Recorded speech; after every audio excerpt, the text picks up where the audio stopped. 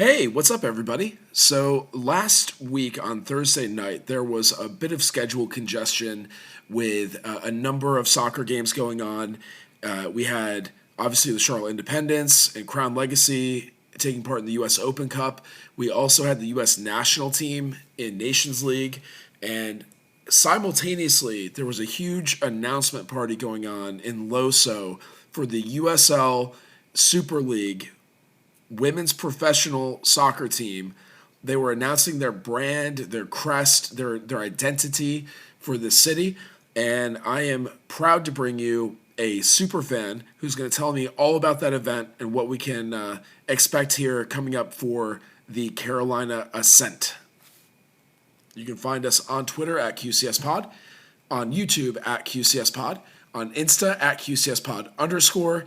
And we look forward to bringing you more coverage of Charlotte's newest professional soccer team.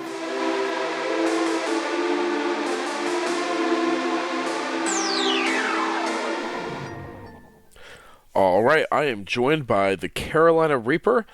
That's my friend Kevin from the Mech Reserves. And Reaper, how you doing today? Doing good, man. Still kind of buzzing after last night, being a protagonist for for the Ascent name and color and crest reveal. Yeah, Really awesome time. sounds like it was a big party. Can you tell me what that was like? So, I mean, yeah, it was standing room only. Whole building was packed. Lots of Charlotte sports celebrities were there. Christian Fuchs was there.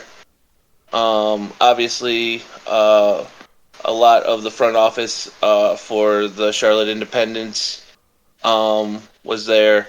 Representatives from a lot of other Charlotte sports clubs were there, including the Charlotte Checkers, Charlotte Hornets, and I think they said that there were even some people from Charlotte FC in attendance last night too. Oh, wow, that's crazy. I know that we are celebrating women in sports this week, so it seems like a great time to unveil the new USL Super League team for Carolina, and this is a new league that has a Division One sanction, or Division One designation. So it's a direct competitor to NWSL. With this professional franchise in Charlotte, I think it's the first women's professional franchise that we've had since the Sting basketball team, the WNBA team. What was the atmosphere like in terms of this being a historic first for women's professional sports? So obviously there was a lot of talk about that. One thing that I guess you could say was just a lot of optimism about how well received it appears that the team's going to be, just because the fact that they had standing room only, and it was for the crest reveal. I mean, there was no real announcements as far as like players. They did say that they do have 15 players that they do have signed, but they can't announce who they are yet because they are currently with other clubs. Oh, wow. So they have to wait until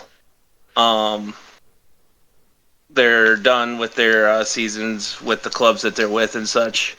But they did say that they do have 15 players currently, and they made a big emphasis on the fact that there is a large number of those 15 that are from the Carolinas and the Charlotte area.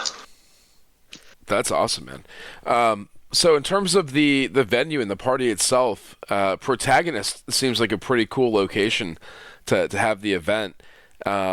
What kind of activities and party type setup did they have? So it was your basic what you would expect at like a Charlotte microbrew. Obviously had the large human-sized Jenga board. They had live music. A band called the Duchess was playing all night. Um, they had a spread of Italian food, mostly pizza and meatballs and stuff like that. But because they do have the pizzeria on site, Right. 360 photo booth. They had a merchandise table set up, selling a lot of Ascent merch, which as of right now, it's mostly just like your basic long sleeve t-shirts, short sleeve t-shirts, hoodies, and hats. Mostly in options of like white, purple, orange, which are obviously the three big colors in the crest. And yeah, that's basically what it mostly was, but it was a lot, just a lot of mingling and a lot of just talking everyone amongst themselves about what the team means, and just and then on top of that, um, they had on all the TVs, they had the NCAA tournament going. A lot of people had the Independence match going on their phones, and so a lot of people were gathered around in circles on their phones watching the Independence match. A few people had the Legacy match on also. So yeah, that's basically what the scene was, and and then of course you had the youth soccer teams there, also all female youth soccer teams.